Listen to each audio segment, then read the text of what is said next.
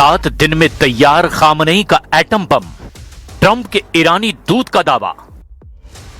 अगर अमेरिकी राष्ट्रपति डोनाल्ड ट्रंप के विशेष दूत स्टीव विटकॉफ ये दावा कर रहे हैं कि ईरान यूरेनियम से 1 हफ्ते में बम बना सकता है, तो इसका मतलब साफ है कि अमेरिका ईरान पर भीषण हमला करने से पहले 100 बार सोचेगा।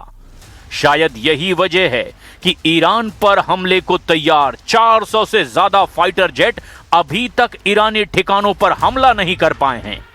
ईरान की जिद और हिम्मत को देखते हुए ट्रंप और पेंटागन में बैठे उनके टॉप कमांडर बुरी तरह से चकरा गए हैं। अब खबर यह है कि अगर ईरान और अमेरिका के बीच समझौता नहीं होता है, तो फिर अमेरिका ईरान पर हमला करते वक्त इस बात का जरूर ध्यान रखेगा कि कहीं ईरान किसी ऐसे परमाणु बम या हथियार से हमला ना कर दे जो अमेरिका के 2 विमान वाहक पोतों को समंदर में डुबो दे। इसी बीच खबर यह भी है कि इस वक्त अमेरिका के अलावा 2 देश ऐसे भी हैं जो हर हाल में ईरान से खामनेई शासन का अंत चाहते हैं। पहला देश है इजराइल और दूसरा देश है सऊदी अरब, जो अब किसी भी कीमत पर ईरान में 47 साल से चले आ रहे खामनेई शासन का अंत चाहता है। यही वजह है कि ईरान की राजधानी तेहरान में एक बार फिर से खामनेई के खिलाफ जबरदस्त प्रदर्शन शुरू हो चुके हैं। ईरानी छात्र सुप्रीम लीडर के खिलाफ जमकर नारेबाजी कर रहे हैं। इस बीच अमेरिका ने पूरे मिडिल ईस्ट में एक ऐसा फाइटर जेट का हवाई पुल बनाने का ऐलान कर दिया है ताकि ईरान पर लगातार सीरियल हवाई हमले किए जा सकें। हम शुरुआत करते हैं ईरान की उस परमाणु ताकत वाली खबर से जिसकी वजह से अब तक अमेरिका और इजराइल ईरान पर हमला करने की हिम्मत नहीं जुटा पाए हैं। 7 दिन में ईरान पलटेगा बाजी, तैयार हो रहा है परमाणु बम। हम आपको ईरान के तीखे तेवरों और जबरदस्त हिम्मत के पीछे का वो सच दिखाते हैं जिस सच का सामना होने के बाद इस वक्त राष्ट्रपति ट्रंप, पीएम नेतन्याहू बहुत ज्यादा खौफ में हैं। इस डर का सबसे बड़ा सबूत खुद अमेरिकी राष्ट्रपति डोनाल्ड ट्रंप के बेहद करीबी और विशेष दूत स्टीव विटकॉफ ने अमेरिकी न्यूज चैनल पर पुष्टि कर दी है। ये वही स्टीव विटकॉफ हैं जिनकी रिपोर्ट के आधार पर ही ईरान पर हमले का फैसला फाइनल होगा। ये वही स्टीव विटकॉफ हैं जो ईरान के विदेश मंत्री अब्बास अराक्ची के साथ लगातार परमाणु और बैलिस्टिक मिसाइलों के मुद्दे पर बातचीत कर रहे हैं। आप भी जरा देखिए स्टीव विटकॉफ ने ईरान के परमाणु प्रोग्राम पर क्या खुलासा किया है जिसकी वजह से अब दुनिया भर में हड़कंप मच गया है। राष्ट्रपति ट्रंप के विशेष दूत स्टीव विटकॉफ ने फॉक्स न्यूज को दिए इंटरव्यू में एक बेहद गंभीर बयान दिया। उन्होंने कहा कि ईरान औद्योगिक ग्रेड के बम बनाने वाले मटेरियल यानी कि यूरेनियम से केवल 1 हफ्ते की दूरी पर ही हो सकता है कि वो बम बना ले। विटकॉफ ने इस स्थिति को बेहद खतरनाक बताया और दोहराया कि अमेरिका किसी भी कीमत पर ईरान को परमाणु हथियार हासिल नहीं करने देगा। ईरान के परमाणु प्रोग्राम को लेकर ईरान और अमेरिका के बीच 2 राउंड की बातचीत तो हो ही चुकी है। 26 फरवरी को अब स्विट्जरलैंड के जिनेवा में तीसरे राउंड की बातचीत होनी है। तीसरी राउंड की बातचीत से पहले अमेरिका के प्रेसिडेंट डोनाल्ड ट्रंप के स्पेशल दूत स्टीव विटकॉफ ने एक टीवी चैनल को दिए इंटरव्यू में बताया कि ईरान शायद परमाणु बम बनाने से बस 1 हफ्ते दूर है और हम ऐसा नहीं होने देंगे। यानी अमेरिका ईरान को परमाणु बम नहीं बनाने देगा। हालांकि ईरान ने कई बार आधिकारिक तौर पर यह कहा है कि वो परमाणु बम नहीं बनाना चाहता। स्टीव विटकॉफ ने जोर देकर कहा कि ईरान को यह साबित करना होगा कि वो बेहतर बर्ताव करेगा। उन्होंने एक टीवी चैनल को दिए इंटरव्यू के दौरान कहा, राष्ट्रपति डोनाल्ड ट्रंप परमाणु प्रोग्राम पर बातचीत के दौरान ईरानी पक्ष पर दबाव डाल रहे हैं। विटकॉफ ने कहा कि ट्रंप ने यह भी इशारा किया कि ईरान का यूरेनियम एनरिचमेंट सिविलियन न्यूक्लियर मकसद से कहीं ज्यादा है। विटकॉफ ने कहा कि डोनाल्ड ट्रंप इस बात से हैरान हैं कि ईरानियों ने इतने दबाव के बावजूद अभी तक सरेंडर आखिर क्यों नहीं किया। And yet they've been enriching well beyond the number that you need for civil nuclear. It's up to 60%. They're probably a week away from having industrial grade bomb making material, and that's really dangerous.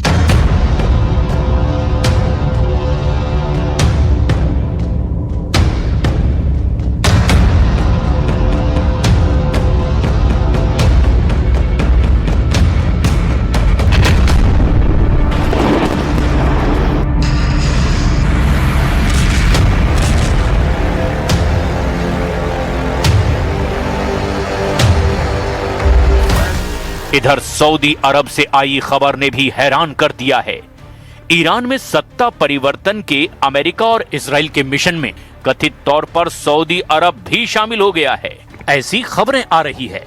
Israeli media N12 ने Saudi अरब के शाही परिवार के एक सूत्र के हवाले से अपनी रिपोर्ट में दावा किया।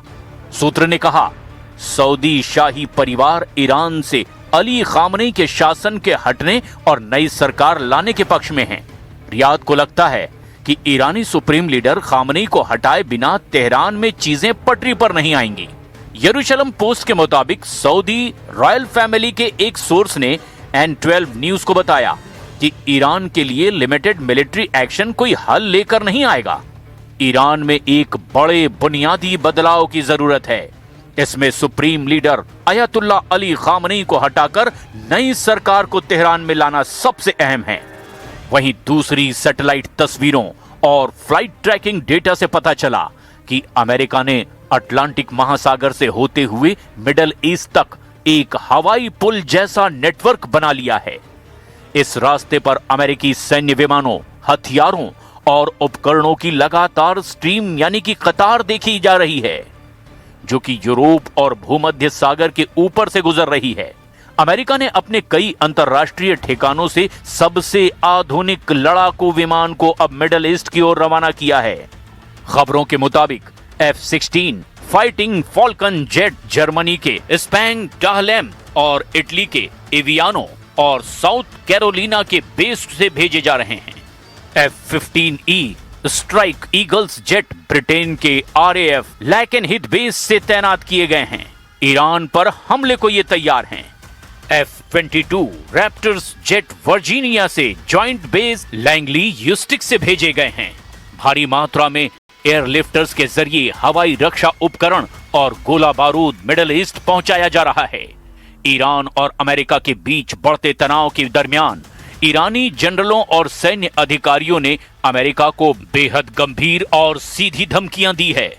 ईरानी कमांडरों के बयानों में विनाशकारी जवाबी कार्रवाई का जिक्र सबसे ऊपर है।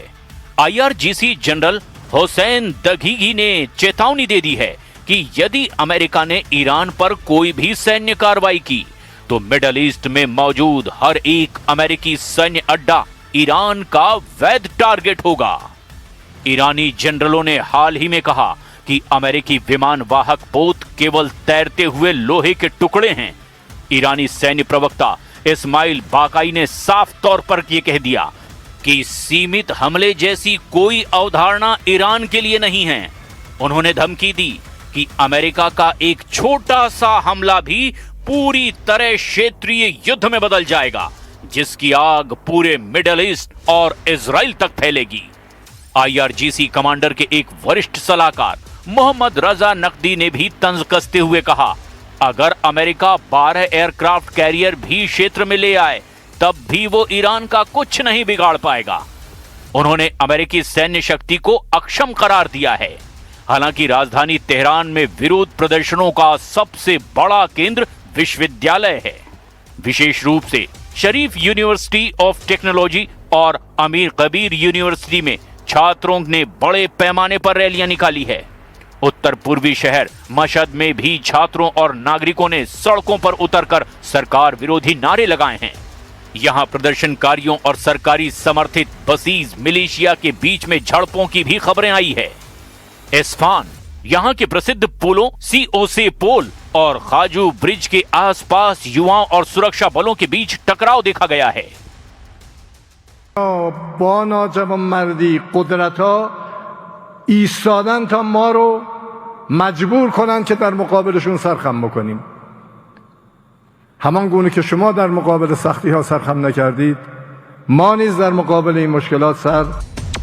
अब ऐसे हालात में ये अंदाजा लगाना बेहद मुश्किल है कि क्या अमेरिका ईरान में दोबारा प्रदर्शन शुरू करा के खामनेई का तख्ता पलट करेगा या फिर ईरान अमेरिका को चौंकाते हुए ऐसा हमला करेगा जो पूरे मिडल ईस्ट को सर्वनाश युद्ध में झोंक देगा।